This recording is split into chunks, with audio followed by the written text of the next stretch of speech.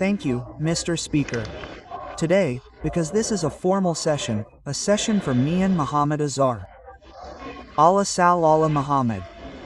I wanted to talk to our opposition leader Mr. Umar and our other members, but I did not have the opportunity. So, day after tomorrow, we will discuss in detail about the way you understand democracy. A funeral has been held that the opposition leader in the National Assembly, the opposition leader in the Senate, both of them have been condemned for 10 years of imprisonment, but we will talk about Mian Sahab. My association with him was very short, 15 to 16 months personally. But his son is like a younger brother, Hamad, and I spent a very long time with him in the party. This is about Mian Sahab's previous era. When your first government was in power, ours had not yet come. You will remember that during that time, we had an objection. So in those days, the exchange of greetings started with Hamad Adar. And I used to see that there is an educated barrister from Lahore. Hamad is a barrister, an educated young man. His upbringing reflected the fact that he was brought up in a respectable family and a respectable family. Because even if he kept distance, he was a minister here. If you ever got harsh words from our side, then Hamad would definitely give a stern warning in a very composed manner. When I met him, believe me, there is one kind of rhetoric and another is personal experience. When I used to meet Mir Sahab, I would feel that I got the same feeling from him as I got from my late uncle Shaukat Ali Khan Sahab. One grief will remain, however, the Honorable Speaker Sahab. And that is that in the last 15 to 16 months, since this new assembly has come up, whenever I used to ask Mir Sahab, how is Hamad? I spoke to Hamid, a helplessness used to come on his face and he would say, son, I could not talk to him, I don't know how Hamid is. So these are my last words, I do not know, because when my father Wali Muhammad Sahib was dying, he died in my hands. He was ailing, I don't have a brother etc., so I was alone, so I often get the feeling that what would a father be feeling at the time of his soul leaving his body? So what would Mian Azhar Sahib have been feeling that he could not meet or talk to his son for 16 months, and he went in a state of pain or separation? I definitely want to appreciate one thing, that no matter how much opposition there was, at least his death was allowed to happen in a good way. But before leaving this hall, I just want to ask this question that senior leadership is present here. Bhutto Sahab's funeral also took place under the shadow of bayonets. It took place under the shadow of fear. When Mian Nawaz Sharif Sahab's mother's funeral was held, I think Mian Sahab could not come. And similarly, we have MLAs here at the back. Mujahid Ali Khan is sitting behind our Mardan.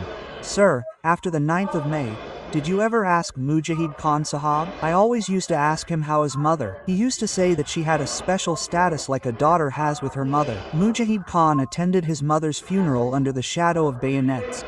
Your colleague was Gahar Ayub Khan Sahab, whose son Umar Ayub Khan, our opposition leader, who has been subjected to atrocities, his father's funeral was also under the shadow of bayonets. So before leaving, I want to put this question in front of the democracy, that till when will the funerals of our politicians keep happening under the shadow of bayonets and fear? We all together built this country, these politicians. There is an objection yesterday too. Why? Because a former prime minister is in jail for 500 days. So what is the solution to these problems? The only solution is that we keep on burying each other in the graves. Keep on reciting qasidas later or before performing the funeral of this democracy. Do something for this democracy too. So I leave this share to Mir Azhar Sahab. I have read the dua from here. I have also recited the verses.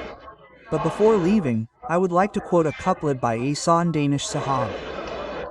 Mian Sahab has remained a dream. What desires have remained a dream?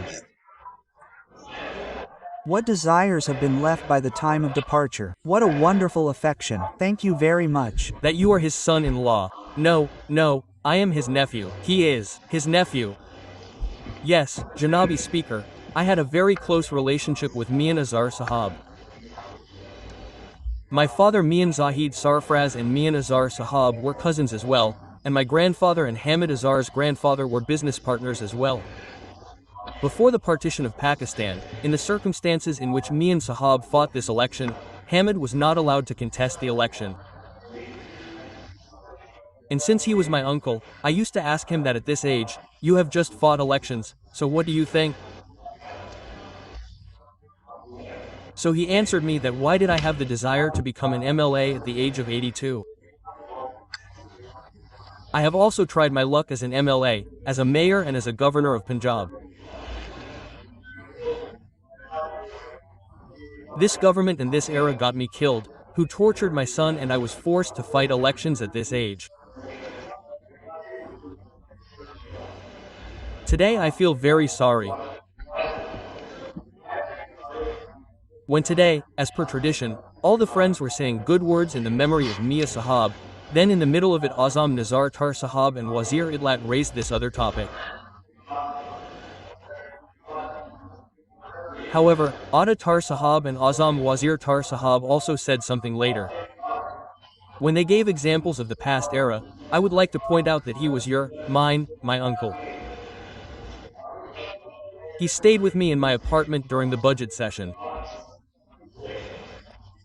On the day of his funeral, his driver gave me the spare keys of the Parliament Lodge of my apartment which he had. You must remember that he used to come to you to get the apartment lodge allotted. He was late and the lodge was not allotted to him, so he was with me the last time he came to Islamabad. When Adiala went and got injured on his head, I took him to the hospital. So I was very close to him. His wife and daughters had put me on duty, and like a father, I used to hold his hand and bring him to the assembly every day and go with him. I used to eat lunch with him, I used to eat dinner with him. On this occasion, in these circumstances when we are in grief and politics is discussed here, it is painful. We should realize some tradition. Attar Sahab also went to his house to express condolences. After that, Shiar Afridi Sahab, my brother, also indicated to him from here that at least on this day, you should show some respect. Janabi Speaker, whatever pictures are there can be as much dispute here as you want. Azam Nazar Tar Sahab also gave examples of the past, and he said that PTI people do not understand. We feel that we probably shouldn't have fought this election and put them in trouble. Neither would they have to fight the election, nor would they have to make Form 47 later, nor would they have to rob the mandate. They wouldn't have to go through any such trouble. And after saying these things, I will respond to their point. These pictures which are displayed today, which we have come to see,